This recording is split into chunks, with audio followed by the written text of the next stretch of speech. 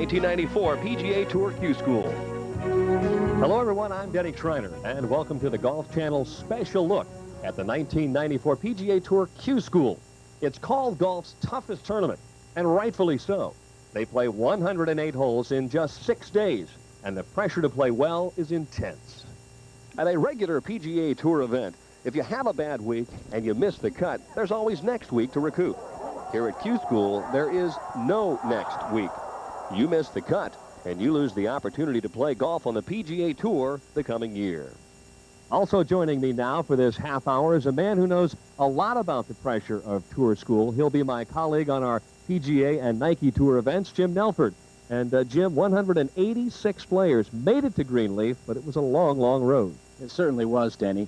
785 players started at 9 different first-stage sites. Now, about 37% of those players would advance to the second stage.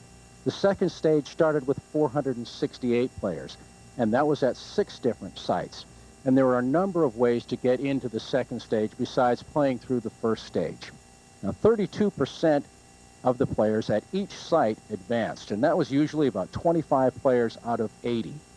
They advanced to the final school, where 186 players teed it up. Now, there are a few players who were exempt into the final stage, and those were the guys who finished 11th through 25th on the Nike Tour and 126th through 150 on the PGA Tour. A very difficult and long road to get all the way to the final. Also alongside, two-time U.S. Women's Open champion and my colleague on our coverage of the LPGA here on the Golf Channel, Donna Capone. And Donna, what's really at stake for the players this week? Well, by the time you go through all of Nellie's scenario, talking about how they get to this point, well, there's 6 rounds of golf. There's 2 golf tournaments. First 4 rounds, then you make the cut, and then the next 2 rounds get you on the PGA Tour. It's 40 and ties, and then the rest of the field then stays on to the Nike Tour. So at least these players have a place to go and play. Thanks, Donna. Coming up in this half hour, we'll also hear from PGA Tour veterans who remember Q School and hope they never have to return. And we'll also get into the players' heads with one of the country's top sports psychologists. But up next, we'll look at the action from the early rounds as Gary Smith, Peter Kessler, Lori Garbassi, and Kay Cockrell help take us up to the cut as the Golf Channel's look at the 1994 PGA Tour Q School continues. 1994 was a history-making year for Q School graduates. 18 members of the class of '93 retained their tour cards by finishing in the top 125 on the money list, the most ever for a single class. Mike Heinen and Dickie Pride moved to the head of the class by capturing their first victories at Houston and Memphis, respectively.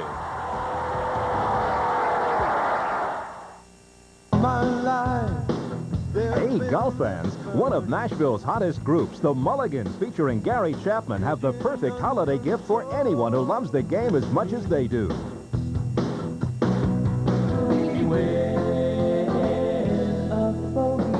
The Mulligans Golfer's Gift Pack features fun music from the band as seen and heard on Inside the PGA Tour. And you never tell a man named Zinger he can't play the game. With the Mulligans Golfer's Gift Pack, you'll also receive 6 PGA Tour logoed golf balls. To order this unique package for $19.95 plus $5.25 shipping and handling, simply call 1-800-272-3889. Golf is life, only a little harder. So if you love golf and you love music, call now, 1-800-272-3889. Also available at Blockbuster Music and Service Merchandise stores. Hello, I'm Peter Kessler. Greg Norman is one of the best players in the world. And when Greg wants to work on his game, he goes to Butch Harmon. Next time on Academy Live, Butch Harmon will be here to take your calls on your golf swing. Join us. Live Tuesday and Wednesday at 8 p.m. Eastern, only on the Golf Channel. The Golf Channel has people talking. Everybody in town is saying the same thing. Give me some more information, Joe. Golf Talk Live invites you to talk with the legends of the game. They're really special people to me. Golf Talk Live. Get connected today. 46 champions. The 1994 PGA Tour Q School. If you think Q School is just for unknowns or PGA Tour wannabes, then think again.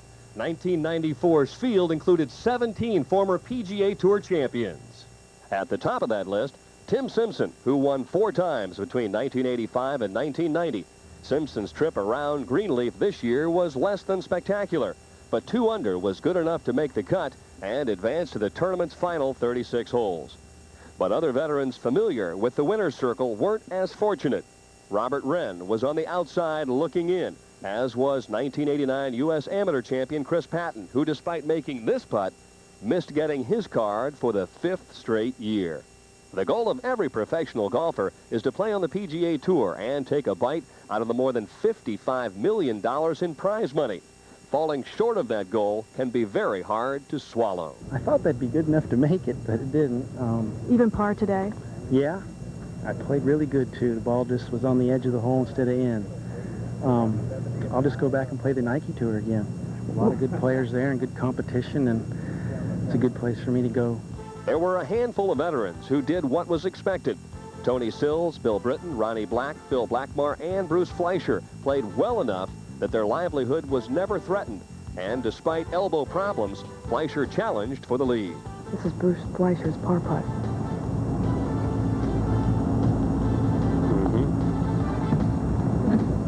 Get up. Yes, what a nice putt. Ronnie Black live out of the bunker, saw him get it up and down nicely on 14. Let's see if he can do likewise here at the 17th. He's got a good lie in the bunker. He has a little bit of a slope that he has to hit past, and then the green flattens out by the pin. This is what you call sort of a medium-length bunker shot. He may take his 56-degree sand wedge and go ahead and take a nice full swing at it. Is the ball sitting all right in the bunker, okay? Yeah, it's sitting up nicely. But he seems a little unsure. The last shot he hit with the iron, he backed off a few times and just seems a little unsure of himself right now. That could be the understatement of the year.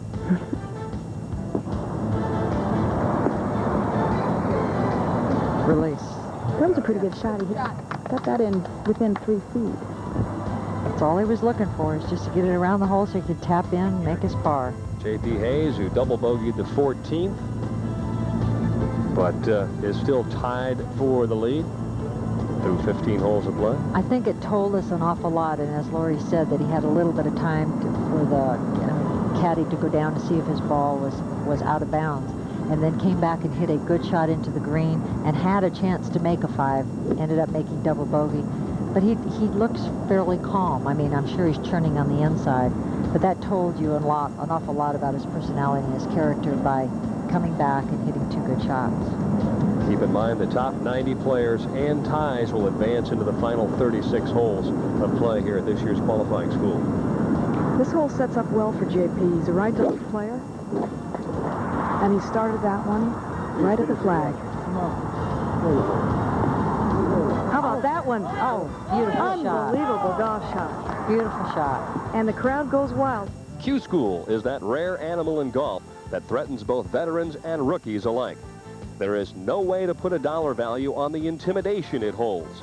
Success comes in the form of a PGA Tour card. Failure means hopes, dreams, and in some cases, careers are put on hold or ended for good. Trusting each shot is critical.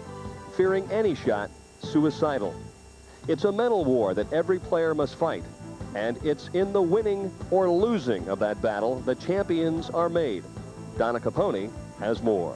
I think the #1 thing about the finals of the PGA Tour is try some way to relax. You've got to live purely in the present and think of the one shot. I just kept on saying, trying to calm my mind, but it was really hard today. That's probably the #1 thing, is just being able to relax. Confused? Just think if you were one of the 186 players vying for the 40 or so PGA Tour cards at qualifying school. Or for many of them, a chance to fulfill their lifetime dream. It's so easy to get caught up in the big picture at Q School. They feel their whole life depends on this week. And that is where Dr. Deborah Graham steps in. One of the leading golf psychologists, Dr. Graham works with members of the PGA Tour, Senior PGA Tour, and the LPGA. And although qualifying school may not seem like an important event to the average golf fan, In actuality, it may be the toughest 6 days a player ever endures.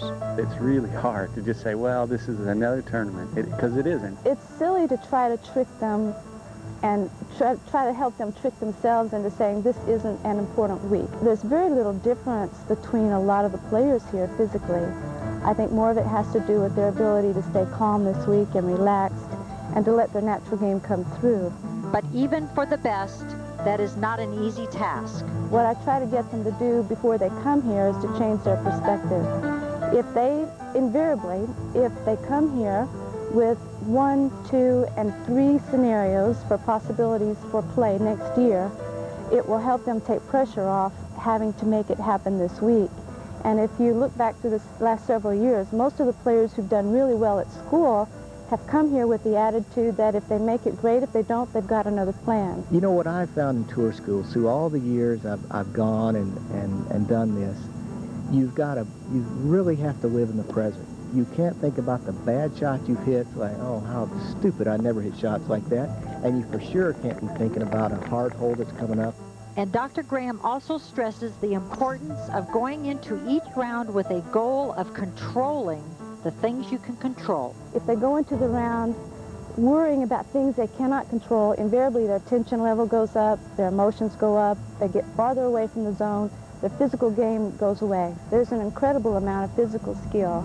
And when you reach that level of performance physically, I personally believe that the mental game becomes much, much more important. Friday was probably the first sleepless night for many at Greenleaf because PGA Tour officials would cut the field in half after Saturday's play. Bart Bryant had the lead going into the 4th round, but the lead wasn't of primary importance. As Saturday dawned, the cut was. That was a good shot Bart hit with a wedge from the left rough. Since it was coming from the rough, it didn't bite and released on past the hole. Jerry Kelly set to play.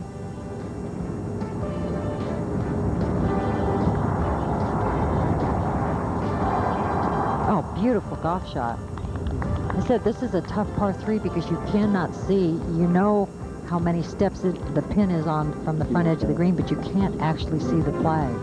Bill Britton from 120 yards on the par 5 18th. 3rd shot into this hole, hitting a pitch wedge.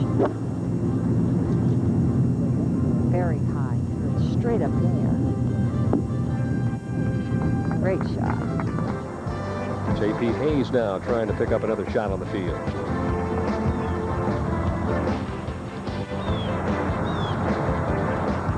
Excellent golf shot by JP into this green. Very difficult pin placement. Straight in putt.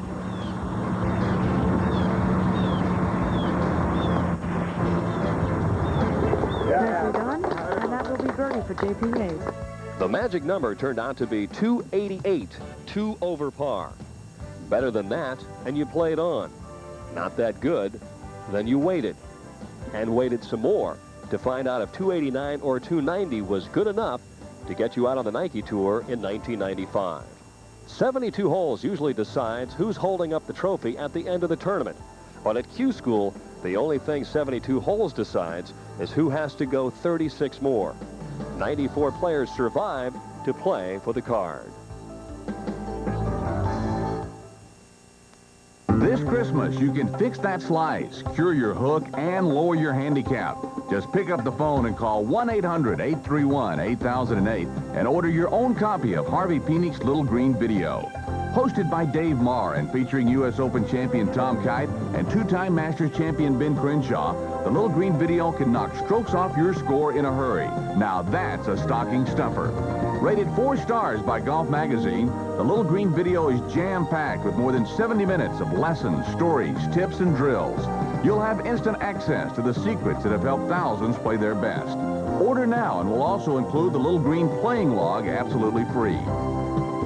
The Little Green Video costs just $19.95 plus $4.50 shipping and handling. Satisfaction guaranteed or your money back. Call 1-800-831-8008 and order the Little Green Video today. Don't forget, it makes a great gift. Welcome back to the Golf Channel's look at the 1994 PGA Tour Qualifying School. Since the tour started the qualifying school process back in 1965, some of the game's biggest names have passed the test. Tom Kite, the game's richest player, got his Q School diploma in 1972. 8 years later, Fred Couples survived the test. Ben Crenshaw won 3 straight NCAA championships, then he really went to school. Ben was a 1973 Q School grad. And Jerry Pate won the U.S. Amateur in 1974. The next year, he stepped up to the PGA Tour, thanks to winning medalist honors at the Q School. The Q School isn't always a snap. In fact, 2-time U.S. Open champ Curtis Strange missed a number of times before finally getting his card. It's hard to get a group of professional golfers to agree on anything, but when it comes to the subject of Q School, the response is universal. No one wants to go back. In qualifying school, it's a frightening thing. When I came through in 74, we had 2 weeks. We played 144 holes. We had 1 week that was in, I'm trying to think of the place, Napa, California up here, Silverado. Played 72 holes up there, and then from there we went to the Canyon Country Club in Palm Springs, California. Now the bad thing about the tour school is it only came around 1 time a year. You know, if the player is playing well at that time, he shouldn't have any problem getting through, but, you know, how do you peak your game for that 1 time a year? It's very difficult to do in this crazy game. You know, it's all or nothing deal. You have to play well. Hopefully you're playing well that week. Otherwise, you got to wait another year. Qualifying school, you lose that week, you got to wait a whole year. And it's just, your life's on the line, so to speak, that 1 week. And that's, I think, what makes it so difficult. I've always said that having to go through the tour school is kind of like climbing up a cactus backwards. It is really hard and it's really painful. It's, you know, you're playing for your livelihood when you're there. So it's just different. You know that you can't make mistakes. You know that you have to make birdies. And you're a lot more tentative than you are once you get out on tour. You know, once you get out here, you can just kind of let it go because there's always next week. Not so at the tour school. It's this week or no week, you know, so you really play hard. Brad had little to worry about in 1994, playing the best golf of his career. But that doesn't mean the Q School wasn't on his mind. Brother Bart was at Greenleaf trying to make the 1995 PGA Tour a Bryant family affair. Now, Bart Bryant, what kind of putt does he have here, Peter? He's got about 13 or 14 feet. It's slightly uphill. Should break a little bit from his right to left. I think he'll play it just outside the right edge.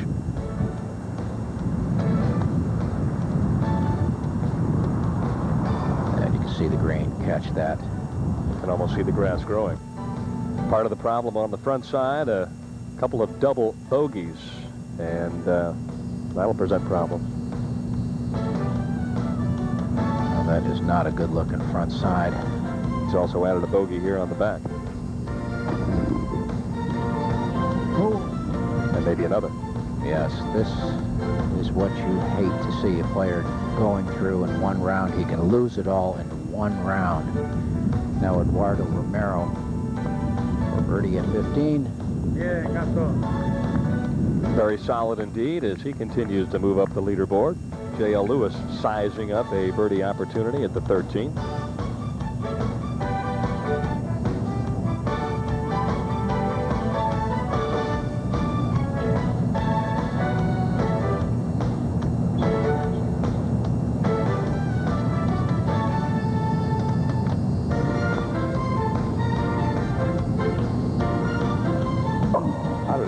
How did it not continue to break? That's what J.L. is saying to himself.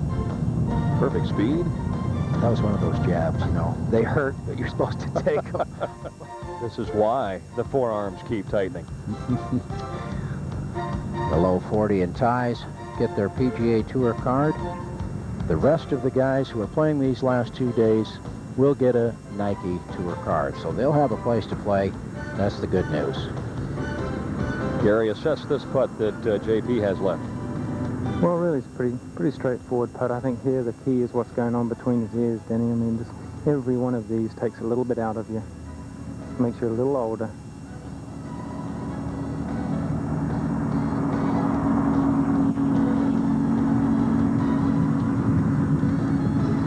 You've got to really commit to a line and then stick with it. And if you get any sort of indecision, that's what kills you. And in Q School, you know, the mind tends to wander very quickly. He's now 7 over for the day and needs a life preserver desperately. He's going down for the third count. No, we need a tourniquet out here. There's a bit of bleeding going on. Our leader, Woody Austin, with a sand wedge on the 18th. Played 2 good shots to this point from 80 yards. Should be hunting the hole. And a very good shot. Bruce Fleischer was telling me, Peter, that if he gets his card here, he's going to take a couple months off.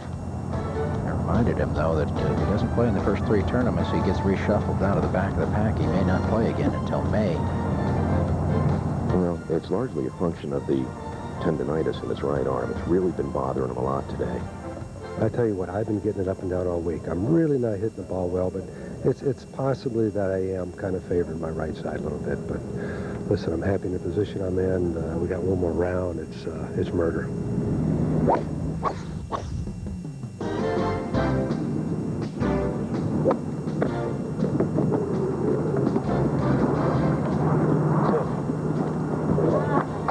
Excellent shot. Stopped about, what, 8 feet to the right of the hole, Jim? Yes, Woody does have this course down. Very comfortable here. Pete Jordan with his third at the 18th, and what we are seeing with Peter is the opposite side of the spectrum. A player that was way into the number at 7 under par after 5 rounds and finds himself, Jim, even for the day. It's just your worst nightmare happening here. He just struggled, got thinking about it. He played great golf for 5 days. Maybe got a little defensive. He will take something out of this, though. Back to 17, Eduardo. On videotape, how about that little number right there? Spun it off the left lip. Now to the 17th, Woody Austin looking to get back to 16 under par. It's a relatively straight putt. If anything, it might break slightly from his right to left.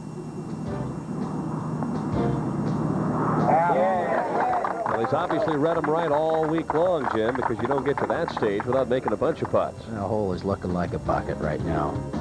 Eduardo Romero, with a birdie here, could finish second, Jim. And you mentioned if you can't be first, you'd like to be second in this event. Well, yeah, he could move out of a tie here for second. That would just about assure him of 80 or 90% of the tournaments on the West Coast. And that looks like what he's going to do with a gorgeous shot right underneath the hole.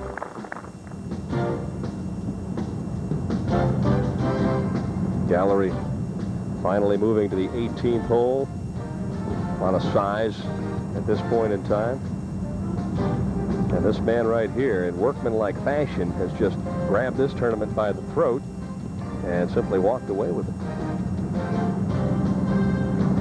Boy, you'd like to have somebody in the camera with a video, so you could just keep playing these moments back over and over and over. So that's the frame of mind I was in. I was going to keep getting into that all year in the PGA Tour. Good things are going to happen when you do that.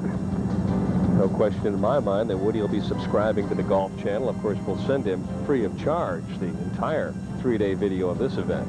Well, that's the deal. You win the tournament, you get the videos.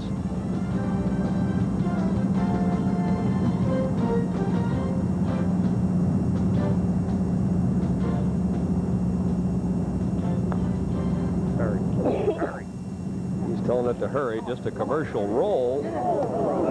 And excellent feel for speed all week long, Jim. You know, that's always the key to making putts and not 3-putting. Well, exactly. When you have a good feel for the speed, you know how much to play, how much break to play, not leave the putts short. Just a great tournament for Woody Austin.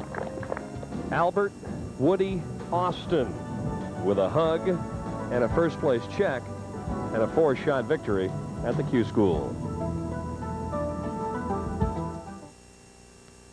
Golf Magazine, the official magazine of the Golf Channel.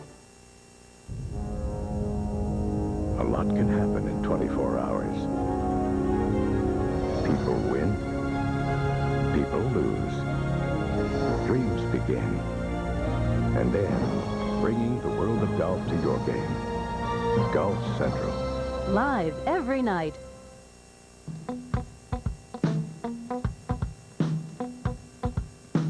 Hi, I'm Ann Ligori, and coming up on Conversations with Ann Ligori, my special guest, Sylvester Stallone.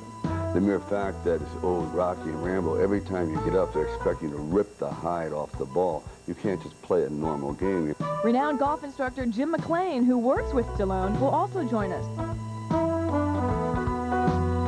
Tonight at 4 a.m. Eastern. Within these walls, students of all ages pursue a higher level of education.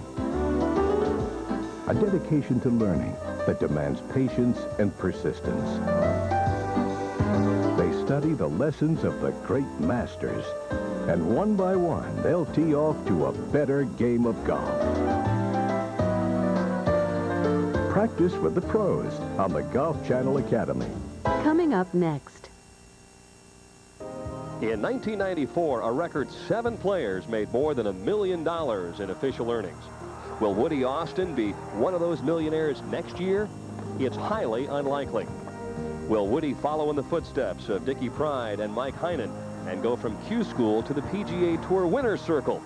It's possible, but the chances are slim. I would guess Woody Austin has a much more realistic goal set for 1995. Foremost on his mind would be earning enough cash to make the money list top 125. That would mean for Mr. Austin that he would have a place to play in 1996. And that place would not depend on a return trip to golf's toughest tournament.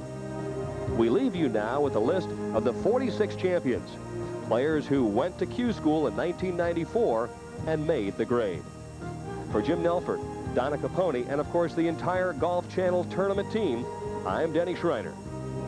I didn't really feel really comfortable until playing 17. And then I felt like, you know, a lot of bad things would have to happen to miss. But, you know, the craziest things go through your mind. I've had trouble sleeping at this tournament every time I come to it. I think the first time I woke up last night was about 2:30, and the next time was about 5, and about 5:30, and finally got out of bed this morning at about 6:30, and I was just aggravated because I knew I kind of backed up yesterday, and I knew if I backed up again today, I wasn't going to be standing here. Oh, God, I don't even know how to describe it. I think the number one thing about the finals of the PGA Tour is try some way to relax, to have fun and relax. It's hard to do that when you're out there playing because you know that you're playing for your tour card, but that's probably the number one thing is just being able to relax and play a steady game. I think for myself, that's been the biggest key for me. I've been to 9 of these things. I've been fortunate to make it through 3 of them, and it's a tough deal. Oh, this is like a dream come true. Probably the best feeling I ever had definitely playing golf. Obviously a great day for both of you, an extremely exciting week. What are you looking forward to most about next year? Oh, just playing with some old friends that I used to play with in college many years ago. I used to play a lot with Davis and all those guys, so it'll be nice to kind of see how they're doing and get back into reality as far as playing with those guys. It's always been a lifelong dream, so it'd be nice to be out there playing with those guys. Shannon, tough day for you. What were your emotions like out there today watching Woody play? They were up and down. Sometimes I didn't want to look, but I'm proud of him.